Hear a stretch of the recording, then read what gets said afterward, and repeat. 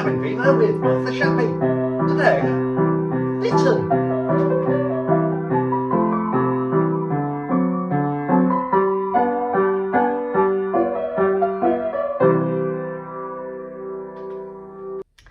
Hello, hi, it's me, it's Arthur Shappy. Hello, hope you're all well.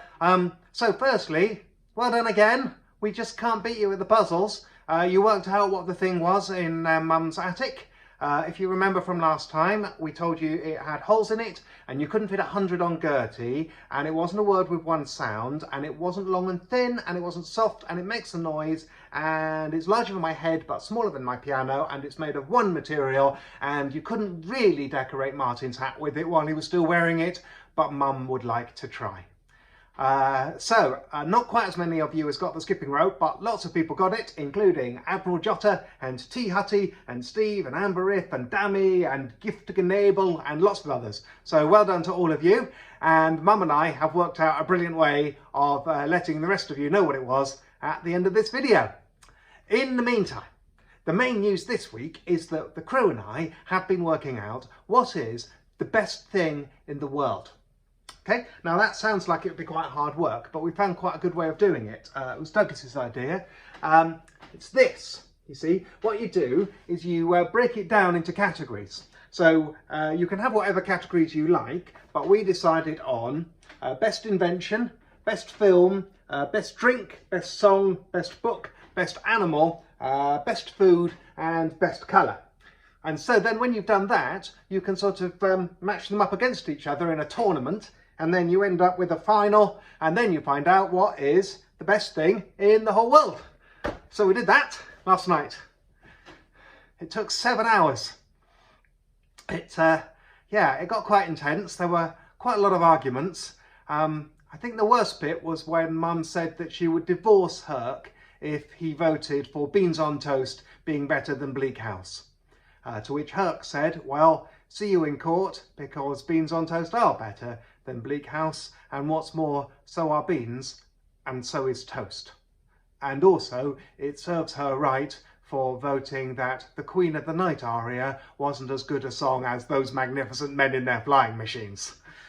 So, yeah, as I say, quite intense, but eventually, after all the arguing and all the deal making and all the deal breaking and backstabbing that went on, mainly from Douglas, we decided as a crew that the best thing in the whole world is the colour green. Which was a bit of a surprise really, because earlier in the game it hadn't even been the best colour. So we weren't quite satisfied with that, and then Martin suggested, well, maybe we should all go and do our own one. So he and I are going to do that. And I've done mine actually. I thought I'd talk you through it and just, check my results with you. So here we go. We start with the best invention. And for that, I'm going to put aeroplane. Now, that was actually Martin's idea, to be fair, last night. But he said I could borrow it because it was way better than my suggestion, which was those little springs you get with a little rubber cap on them. Sometimes you find them behind doors, and when you twang them, they go doing. I'm sort of talking myself back into that now, actually. No, I'm going to stick with aeroplane. So, aeroplane, and that goes up against the best film, which is, of course, Airplane. So, it's an aeroplane versus airplane match to start us off with, and the judges thought hard about this. The judges are me.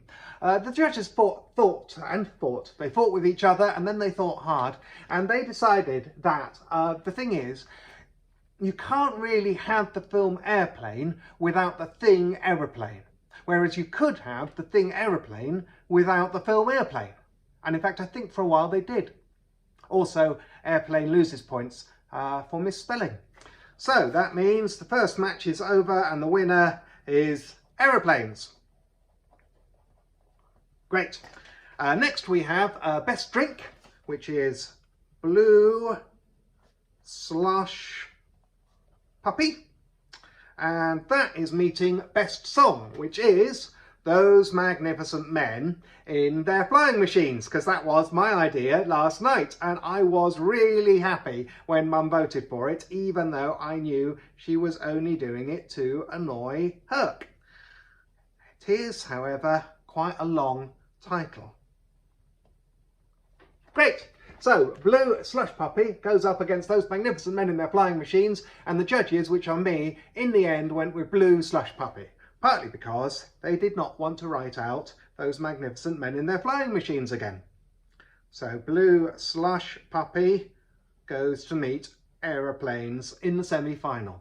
Now, over on this side, best book is, of course, White Fang. And that goes up against Best Animal. Now, this was really tough.